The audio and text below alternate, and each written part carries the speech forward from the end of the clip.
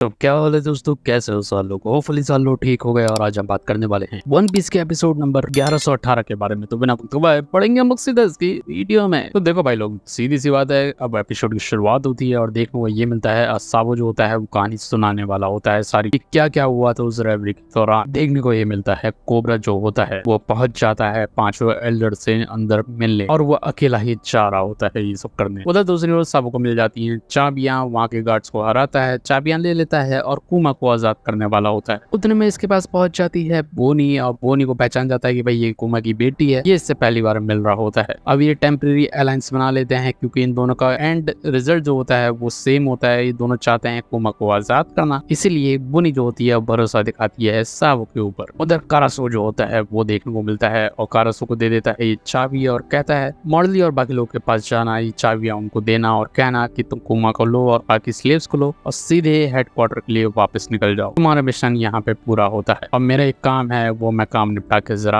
आता हूँ। साबो जो होता है बोनी से पूछ रहा होता है कि आखिर वो क्या करने वाली है अब इसके बाद। बोनी जो होती है वो कहती है वो यहाँ से जाएगी सीधा एगहेड, क्योंकि वहाँ पे मिलेगा उसको डॉक्टर वेगापंक, और वेगापंक को मार पीट के वो जानने की कोशिश करेगी कि आखिर कुमा को वापस कैसे पहले की तरह कर सकते हैं। साबो पूछता है अगर वो नहीं कर पाया तो ये कहती है कोई ना कोई तरीका तो उसको निकालना ही होगा। अगेन जो गार्ड्स होते हैं वो आ जाते हैं, साबो जो बोनी को लेता है, जंप कर जाता है, ऊपर छुप जाता है और गार्ड जो होता है वो कह रहे होते हैं कि यार किसी को तो देखा था यहाँ पे, आखिर कहाँ गए वो लोग। फिर जो गार्ड्स होते हैं वो एक दूसरे से बात कर रहे होते हैं कि भाई गार्ड्स जो हैं वो रिड्यूस कर दिए गए हैं टावर के अंदर और बहुत सारा स्पेस है इन लोगों को कवर करना पड़ता है, लेकिन ये किसी चीज के बारे में बात करते हैं और वो बात जो होती है अभी पता नहीं चलती है। और लॉस्ट चैम्बर की यहाँ बात हो रही होती है, दूसरा वाला गार्ड जो होता है वो रोकता है और कहता है भाई उस बारे में बात नहीं करनी है, हमें तुम्हें पता नहीं है। उसके बाद साबुक ले आता है बोनी को एक सेफ जगह पे जहाँ से वो कहता है कि तू अब जा सकती है एगहेड, और ये अपोजिट डायरेक्शन में जा रहे होते हैं एक दूसरे से बिल्कुल अलग, और यहाँ पे ये एक दूसरे को बाय बोलते हैं, अच्छा रहे होते हैं। और साबो जो होता है अभी भी लॉस्ट चैम्बर के बारे में सोच रहा होता है और दोबारा वापस बिल्डिंग के अंदर जाने वाला होता है। कोबरा जो होता है वो 5 एल्डर से मिलने के लिए आगे बढ़ता है, अपनी व्हील चेयर को धक्का देके खुद ही ले जा रहा होता है, अंदर आगे बढ़ता हुआ चाह रहा होता है और देखने को ही मिलता है बहुत सारी तलवारें जो होती हैं वहाँ खड़ी होती हैं और ऊपर रहता है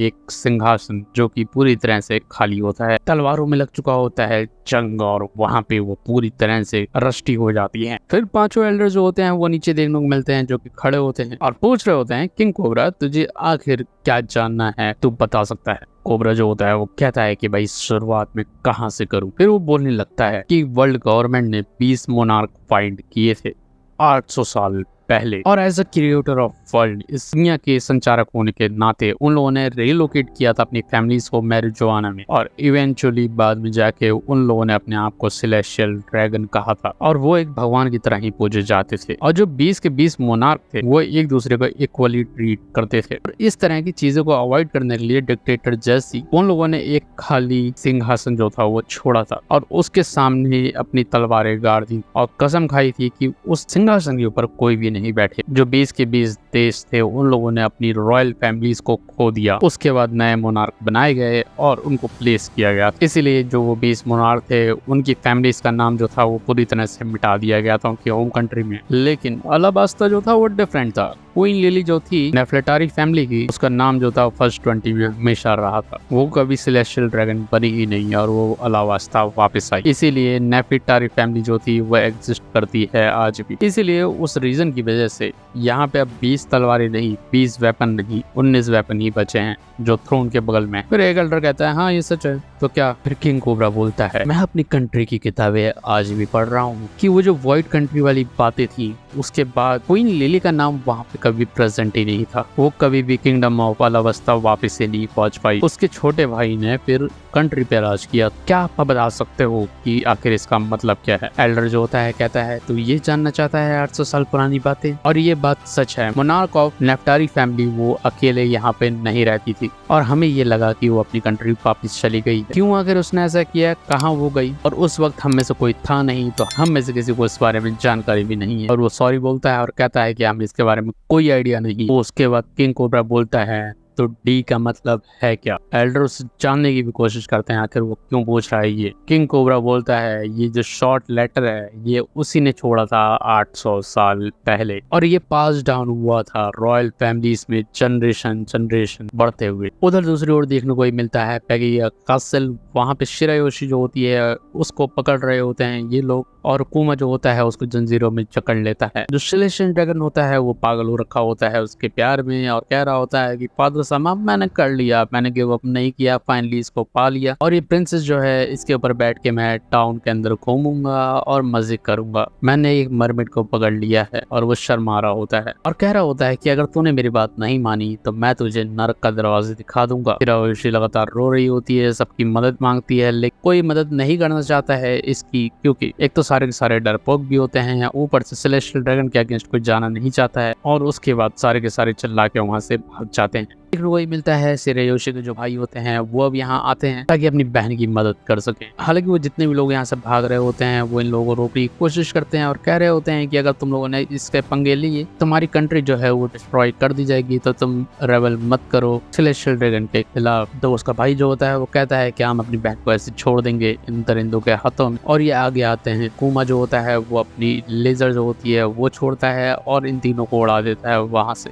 रेबेका जो होती है वो दूसरी ओर से आ रही होती है मदद करने के लिए और वो जो स्मॉल वॉरियर्स होते हैं और लूफी की जो पार्टी के लोग होते हैं जिन लोगों ने अपनी पूरी कसम खाई होती है लूफी के लिए पूरी तरह से डेडिकेट करने को अपने आप को, वो सब भी आ जाते हैं। अगेन शिरायोशी के भाई जो होते हैं वो मारने वाले होते हैं, अटैक करने की कोशिश कर रहे होते हैं। कुमा जो होता है वो लड़ने के लिए तैयार होता है लेकिन उतने में ही एक सेलेस्टियल ड्रैगन जो होता है वो रोक लेता है और कह रहा होता है तो रॉयल फैमिली से हो, तुम लोगों को रोकना चाहिए अपने आप को, ऐसा मत करो नहीं तो तुम्हारी कंट्री डिस्ट्रॉय हो सकती है। और माइसगार्ड जो था वो सेलेस्टियल ड्रैगन था जिसने उस बेकार वाले सेलेस्टियल ड्रैगन को अभी लात मारी थी पिछली बार जब वो शिरायोशी को पकड़ रहा होता है। कुमा को बोलता है ये कि माइसगार्ड को भी मार दिया जाए। उतने में पीछे से दोनों जो होते हैं वो अपना स्पिन अटैक मारते हैं और सीधे सेलेस्टियल ड्रैगन को मार के उड़ा देते हैं और उसको मतलब जमीन में धसा देते हैं, उसको बौना बना देते हैं। वो इतना छोटा हो जाता है अटैक खा के और उसकी हालत जैसी होती है कि वो मर ही चुका है यहाँ पे। अब इन लोगों को पता होता है कि भाई सेलेस्टियल ड्रैगन के ऊपर हमला हो गया है तो नेवी एडमिरल्स जो है वो यहाँ जरूर आएंगे। कुमा जो होता है वो अटैक करने ही वाला होता है, उतने में देखने को मिलती है जमीन जो होती है वो फटती है, नीचे से निकलता है जाइंट। कुमा को वो गले लगा लेता है और कहता है कि नहीं तुझे इनके ऑर्डर को फॉलो करने की जरूरत नहीं है और हमें घर चलना चाहिए। उसके आंखों से आंसू गिर रहे होते हैं। कारा जो होता है वो ले आता है चाबी, मॉल्ली को देता है ताकि कुमा को आजाद किया जाए और उसके बाद ये यहाँ से भागने वाले होते हैं। अंदर की बात दोबारा चालू स्टार्ट हो जाती है। एल्डर के सामने अगेन होता है कोबरा और वो थ्रोन अभी भी खाली होता है। कोबरा जो होता है कहता है कि मुझे एक बार और जानना है कि डी का मतलब आखिर है क्या। एल्डर जो होते हैं वो कहते हैं कि हमें और कुछ बोलना नहीं है, तू यहाँ से अब जा सकता है। लेकिन उतने में चलने की आवाज आती है किसी को, धीरे धीरे छोटे छोटे कदमों से वो जा रहा होता है उस सिंहासन की ओर। सारी ही तलवारों को पार करके आगे जाती हुई दिखती है ईमू। एल्डर रोकने की कोशिश कर रहे होते हैं ईमू को कि भाई किंग कोबरा यही है अभी भी, और ईमू जो होती है वो आगे बढ़ती हुई जा रही होती है। वो जो खाली सिंहासन होता है उस पे जाके वो विराजमान हो जाती है और वहाँ बैठ जाती है और उसकी आंखें जो होती हैं वो होती हैं खतरनाक और वो